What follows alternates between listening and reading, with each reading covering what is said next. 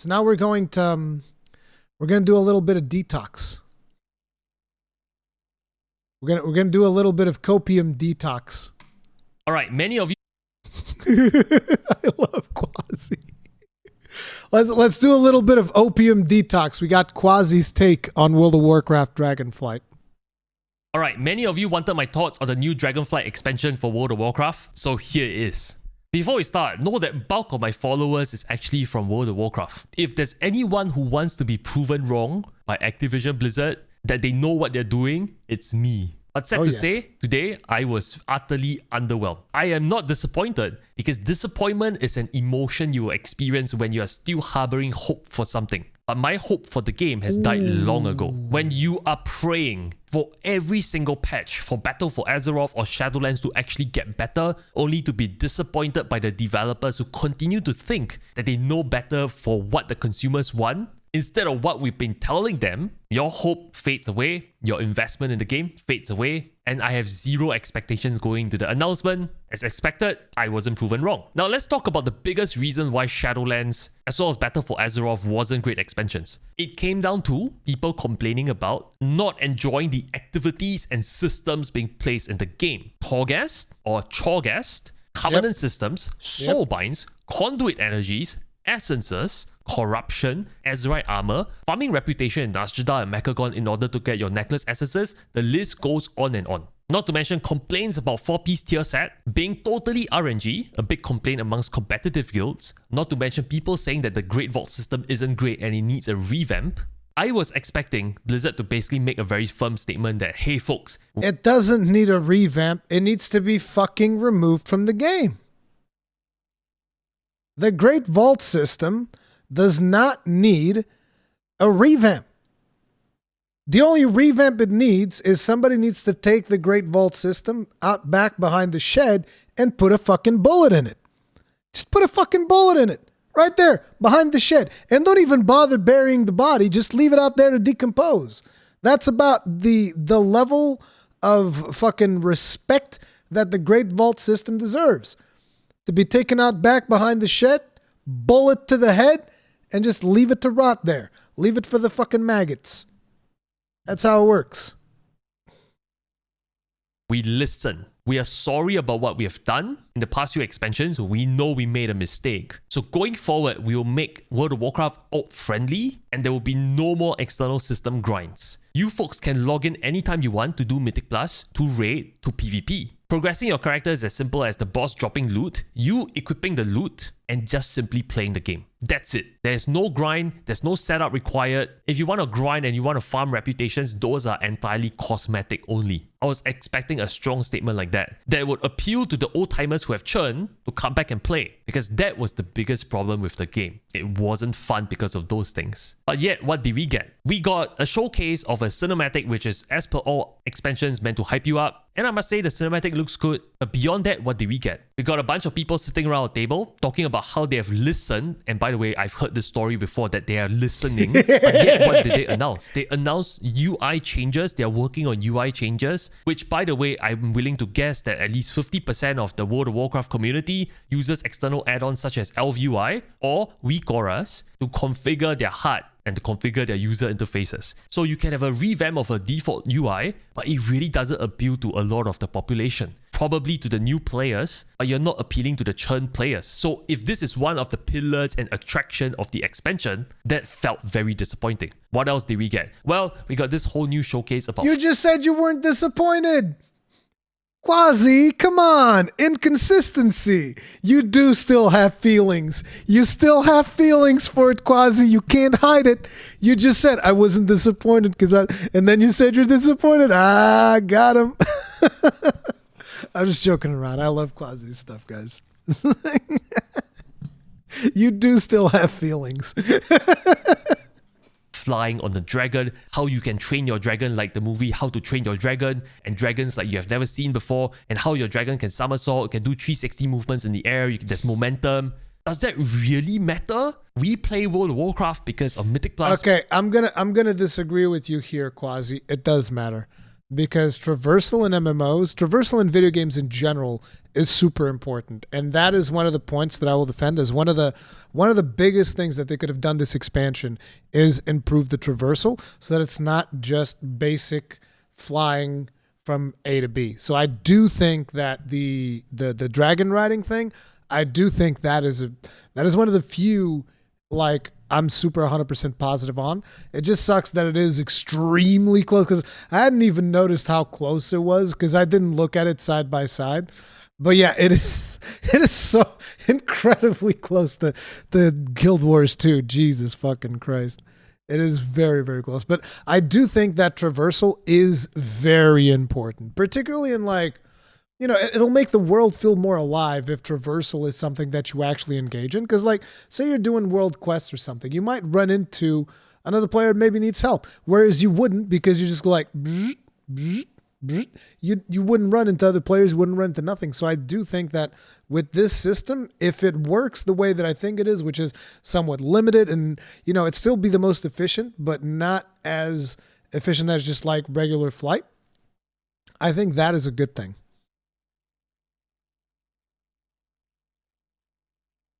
PvP and raiding endgame. Honestly, I don't know what this whole flying thing could do for World of Warcraft. And then beyond that, you know, we got some new zones. They talk about the new lore about the dragons. They talked about revamping the professions, which, by the way, if you are not an auction house goblin, which is a very minority part of the population, meaning your focus in the game is not to make gold, you really probably don't really care much about profession. Profession is just there to sustain your activities at endgame, for example, buffing before raid or PvP or doing Mythic Plus. And one of the pillars in the announcement is they're revamping professions, which I honestly don't get. There has never been a draw of a World of Warcraft. We have people sitting around a table. Quazii is an extremely endgame focused player. So it's, I kind of feel like this analysis for him is like anything that is not endgame, I don't give a crap about. But it's like one of the best things about Final Fantasy XIV is that not everything is focused around endgame. I can't believe that I'm being forced to just like I'm being forced to actually defend some of the stuff. God damn it. God damn it. Quazii, what have you done? Oh, man. Saying they're listening to our feedback. But where was the announcement that they're going to change personal looting? 4-piece tier sets are totally random right now. And if you're lucky, you get 4-piece tier set. If you don't, well, good luck being on the bottom of the DPS meters. People have been complaining about this. Don't you think you should have taken the time to address this? And what's more disappointing, they actually cut short Shadowlands. 9.3 was killed. Just like Warlords of Draenor, the final patch was killed because they knew they had to cut losses to focus on a new expansion. So that's why we got the sad cinematic of the jailer dying as a Lego Bionicle that ran out of battery. And Arthas died for that too. The lore was tarnished because of that. Because apparently... they did artists... Look, every time that somebody brings up that cinematic, I have to say, I would never imagine... Like in my wildest dream, in my wildest nightmares, that Blizzard would ever do Arthas so fucking dirty. So fucking dirty. Like, you guys know how, you know, there's a lot of people talking about Amber Heard and Johnny Depp's divorce right now. You know how, not divorce, they're, what's it called? I'm missing the word. I'm not a native English speaker. God damn it. Defamation lawsuit. You guys know that? You guys know the story? One of the stories is how Amber Heard apparently took a dump in Johnny Depp's bed. She just went like full fucking feral, took a dump on his fucking bed, right? That's what they did with Arthas, okay? Blizzard is Amber Heard and Arthas is Johnny Depp's bed, okay? They just took a fucking dump. They did him so fucking dirty, dude. So fucking dirty. They literally took a dump on Arthas' face. This is disgusting how dirty they did Arthas, dude. It doesn't get any dirtier than that. One of the most iconic World of Warcraft characters. It's a little ball of light. Just a little ball of light. boop. And then Sylvanas gets the fucking monologue at this ball of light telling him how much of a piece of shit he was. Fuck you. Fuck you, Sylvanas. Bullshit. They did Arthas so fucking dirty, dude. The whole jailer should... The defamation defecation. What the fuck? The defamation defecation. Shenanigans went back all the way back to Warcraft 3. And you're saying you sacrificed all of that just to do this announcement where there was really nothing of value that was shared. There's a new class, yes, and it comes with 2 new specs, I understand that. But in order to play this new class, if you're telling me I have to go through the entire grind again, then it's utterly pointless. Now you might say, hey, they didn't announce anything about external systems or borrowed power, so maybe there's no longer external systems or borrowed power. But I would ask you the question, if that was really their intention, would they not have actually announced it up front to say, hey folks, we listen, there's no more borrowed. You guys in chat are telling me that he said in the Hazel interview that there is no borrowed power, and now I'm kind of curious. We're going to take a quick break here. It's going like good. I don't want to react to the whole interview, but I do want to see the borrowed power bit, which apparently is over here. Oh, how nice. Thank you, Hazel, for... Oh, God, they even talk about Renown. I really should watch this. Oh, they've talked about Dude, she did some really good questions. Okay, but let's I just want to see the borrowed power one. I just want to see the confirmation. Pretty good. Yeah, all things considered.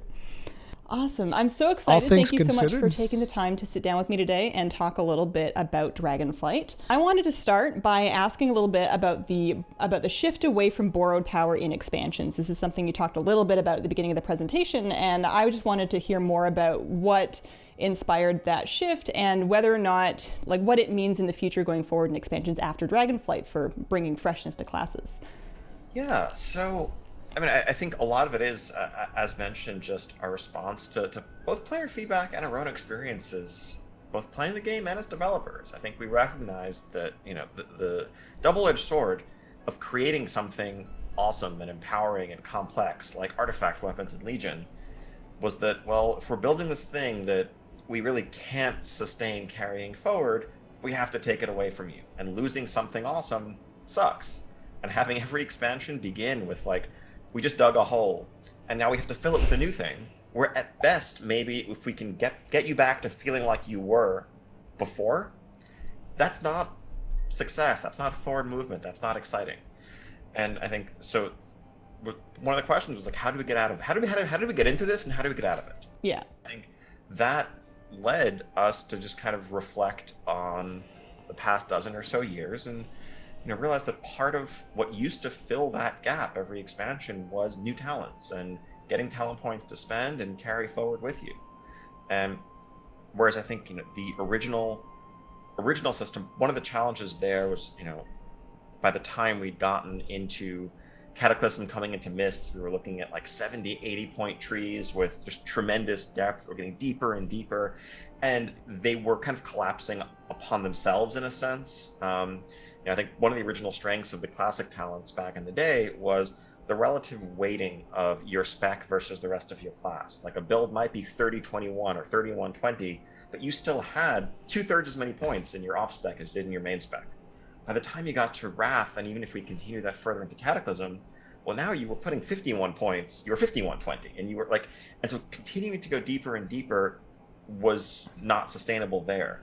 And so when we took a step back and tried to build a system from scratch that we could imagine capturing the strengths of the... I just want to point out that at no point has he said we're not going to have borrowed power in Dragonflight, which is what you guys told me he says in this interview. We still have like 2 more minutes and change to go, 3 minutes. He still hasn't said the words. Original talents, the customization and flexibility players have grown accustomed to in recent years, would also be a foundation to build upon for many expansions going forward. That is what led us to where we landed here, with separate class and spec trees, so that as we can expand them both over time without shifting the ratio, recognizing that if you let players do it, they're always going to put more points in their spec tree. They're always going to want to be better resto druids, better at dealing damage with their fire mage spells or whatever else. And that's, an exciting place for us to invest our efforts and our focus in a way that we know is going to make the game better after Dragonflight. When we're here talking about what our next expansion after that is going to be, and when you're leveling beyond 70, you're not going to be leaving this behind, you're going to be building upon it. So you envision adding more layers and more rows of talents in the future going forward? Absolutely. Okay. And I think we've built this system, could we sustain that for 20 years? Probably not, but we don't, realistically, we think of, there's a horizon of sorts where we want to make sure this will work for 2 to 3 expansions. And then beyond that, it's sort of a future us problem where so much will have changed between now and then. It's not really responsible for us to plant firm stakes in the ground. And if we're compromising the excitement of our designs because we're not sure how they're going to scale 8 years from now, we're doing a disservice to players today. And 8 years from now won't matter if we're not making an amazing game for players today. Just to quickly touch back on another piece of your first question, I don't think it means necessarily the complete end of borrowed power, so to speak. Oh my God, you guys fucking lied to me.